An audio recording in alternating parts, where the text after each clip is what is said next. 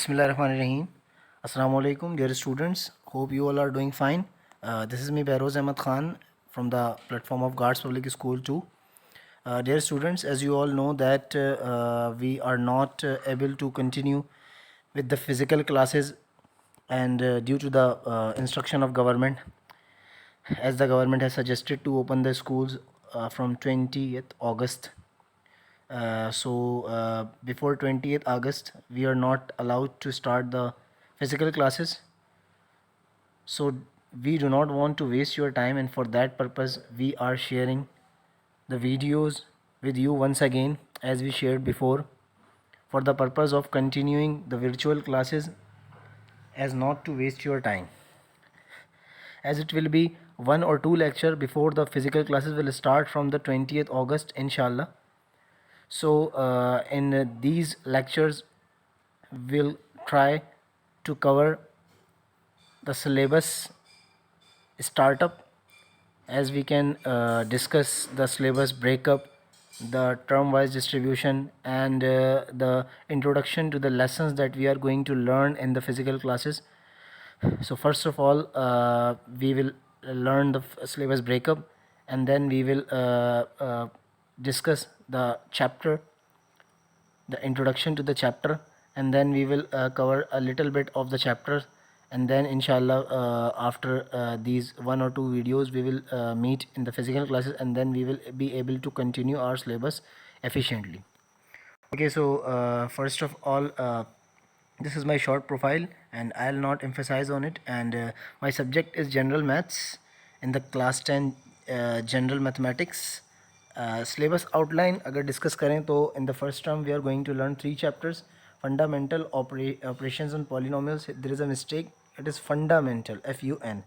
Operations on polynomials, second formula and factor, and third geometry. तो 3 chapters जो है वो हम पढ़ने जाएंगे इंशाअल्लाह अज़्ज़ा वजल इस हमारे फर्स्ट टर्म में. ठीक है, तो सबसे पहले जो हमारा चैप्टर होगा वो होगा फार्मूला एंड फैक्टर.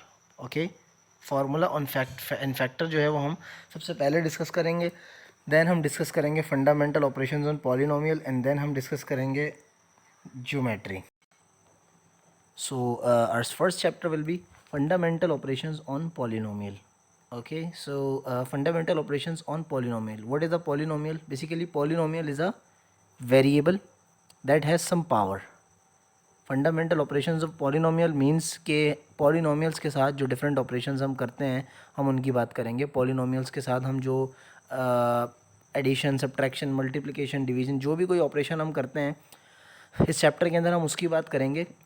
इस चैप्टर को स्टार्ट करने से पहले हमें इसकी कुछ टर्म्स की बात करना बहुत ज़रूरी है. सबसे पहले जो टर्म्स है हमारे पास इंपॉर्टेंट टर्म्स, उसमें है वेरिएबल.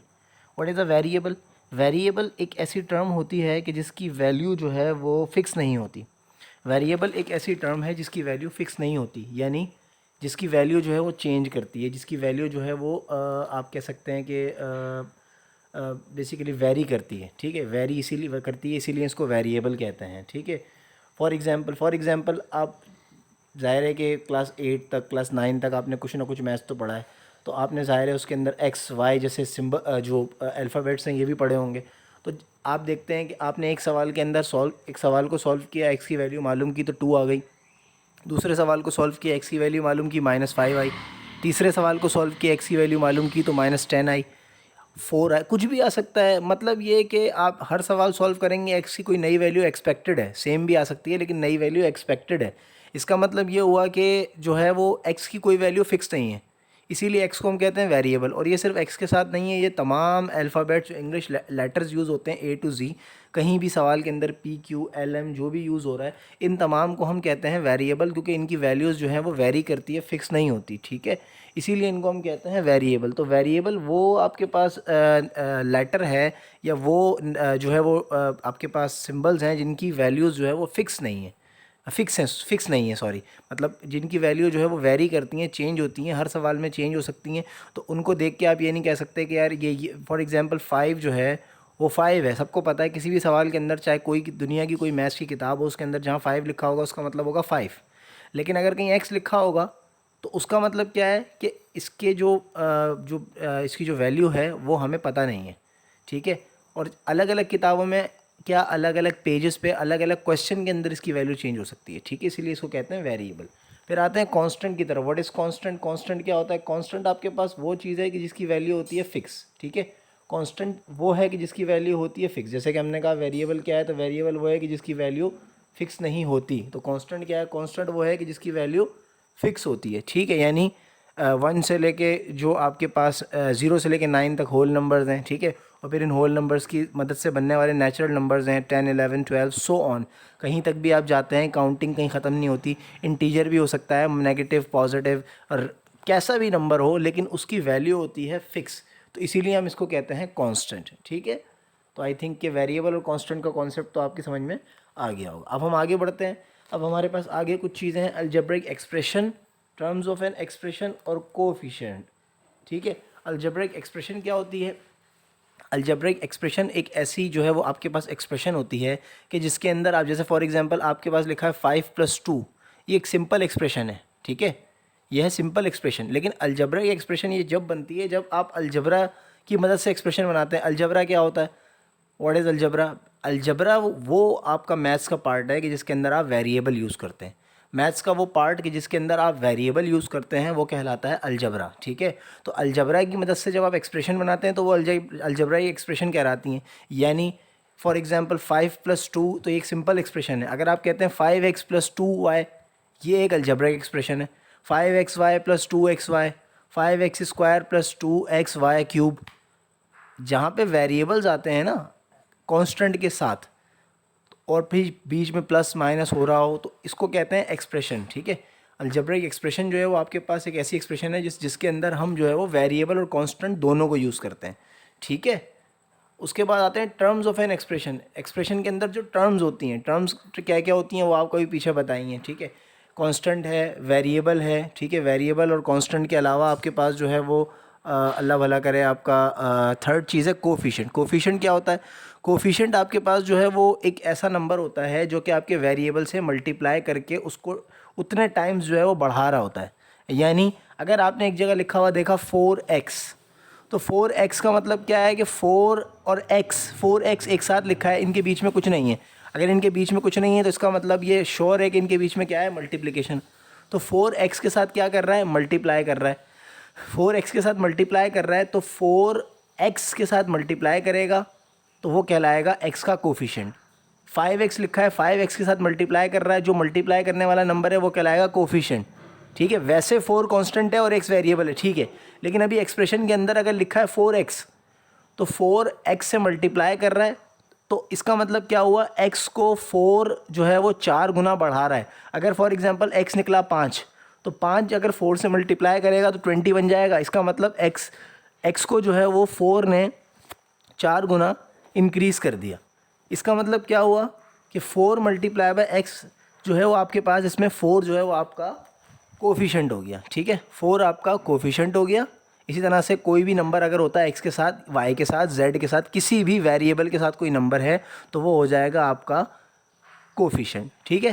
कांस्टेंट इसमें वो कहलाएगा जो सेपरेट होगा। फॉर एग्जांपल 2x + 3y + 5, खाली सिर्फ 5 जो है इसके अंदर, वो आपका क्या है? कांस्टेंट है, ठीक है। तो आई होप कि आप ये बात भी समझ गए होंगे मेरी, ठीक है। इसके बाद हम बात कर लेते हैं इंपॉर्टेंट टर्म्स की। सबसे इंपॉर्टेंट टर्म इसके अंदर आती है पॉलिनोमियल। पॉलिनोमियल क्या है? पॉलिनोमियल वो है कि जिसके अंदर होता है वेरिएबल और वेरिएबल के ऊपर होती है कुछ पावर, ठीक है। अब पॉलिनोमियल के हैं 3 types, monomial, binomial and trinomial, ठीक है। मोनोनोमियल, बायनोमियल एंड ट्राइनोमियल, सही। सबसे पहले मोनोनोमियल वो होता है कि जिसके अंदर वेरिएबल की पावर होती है ओनली 1, ठीक है। फॉर एग्जांपल x की पावर 1, मोनो का मतलब ही 1 है।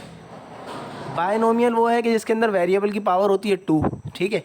बाय आपने पढ़ा होगा बाइनरी के अंदर, बाइनरी के अंदर मतलब होता है 2 नंबर्स, बाय का मतलब होता है 2, ठीक है। तो बायनोमियल का मतलब है जिसके अंदर आपके पास जो बेसिकली पॉलिनोमियल की हाईएस्ट पावर जाती है वो 2 तक जाती है बस। और ट्राइनोमियल वो होता है कि जिसके अंदर वेरिएबल की हाईएस्ट पावर 3 तक जाती है और इससे ऊपर भी जाती है। बहरहाल बेसिक आपके पास टर्म्स यही हैं, मोनोनोमियल, बायनोमियल, ट्राइनोमियल। इसके ऊपर जब जाती है तो वो ज़ाहिर है उसका कोई उसको स्पेसिफिक नेम नहीं देते, लेकिन उसके ऊपर भी आपकी पावर जाती है, ठीक है। उसके बाद जो है वो ऑर्डरिंग ऑफ पॉलिनोमियल। पॉलिनोमियल को ऑर्डर कैसे करते हैं, यानी उनकी तरतीब कैसे बनाते हैं पॉलिनोमियल की। फॉर एग्जांपल अगर मेरे पास काउंटिंग है 0 1 2 3 4 5, तो मैं इसको दो तरीके से अरेंज कर सकता हूँ। एक तो इसी तरीके से कि 0 1 2 3 4 5, ये तो हो गया आपका असेंडिंग ऑर्डर। एक तरीका क्या है कि मैं इसको बैकवर्ड तरीके से अरेंज करूँ, यानी बैकवर्ड तरीके से अरेंज करने का मकसद है कि 5 4 3 2 1, यानी मेरे पास जो है वो दो तरीके हो गए अपने पॉलिनोमियल को अरेंज करने के। एक तो हो गया 0 1 2 3 4 5, ये तो असेंडिंग ऑर्डर कहलाया, और दूसरा तरीका जो मेरे पास हुआ वो हो गया बैकवर्ड तरीका, वो है 5 4 3 2 1 0, यानी ये हो गया आपका डिसेंडिंग ऑर्डर। इसी तरह पॉलिनोमियल को अरेंज किया जाता है असेंडिंग और डिसेंडिंग में। मीन्स ये कि अगर आपके पास पॉलिनोमियल मौजूद है x और उसकी पावर है 1 2 3 4 5, तो अगर आप उसको असेंडिंग में अरेंज करोगे तो x1 x2 x3 x4 x5 ये हो गया असेंडिंग। डिसेंडिंग में अरेंज करना है तो x5 x4 x3 x2 x1, इस तरह से आप इसे अरेंज कर सकते हैं। ज़ाहिर है कि जब हम क्लास स्टार्ट करेंगे फिज़िकल या फिर वीडियो जैसा भी होता है, बहरहाल इंशाल्लाह उसके अंदर फिर आपको मज़ीद एलोबरेट किया जाएगा। फ़िलहाल अभी मैंने जो है वो एक लेक्चर जो है वो प्रेजेंटेशन बेस रखा है, सिर्फ कुछ चीज़ें समझाने के लिए और इंट्रोडक्शन के लिए। उसके बाद इंशाल्लाह फिर हम जो है वो मज़ीद इस पर बात करेंगे, ठीक है। तो उम्मीद करता हूँ कि आपको ये तकरीबन जो आज हमने चीज़ें डिस्कस की हैं समझ में आ गई होंगी। तो इंशाल्लाह नेक्स्ट लेक्चर में उम्मीद है कि आपसे मुलाकात होगी इन क्लास फिज़िकल। तो होपिंग फॉर द बेस्ट, और अपना ख्याल रखें और इस लेक्चर को ज़रूर जो है वो आप अटेंड करें, आपको इंशाल्लाह ये बेनिफिट देगा। और मुलाकात होती है आपसे इंशाल्लाह। अपना ख्याल रखें। अल्लाह हाफ़िज़।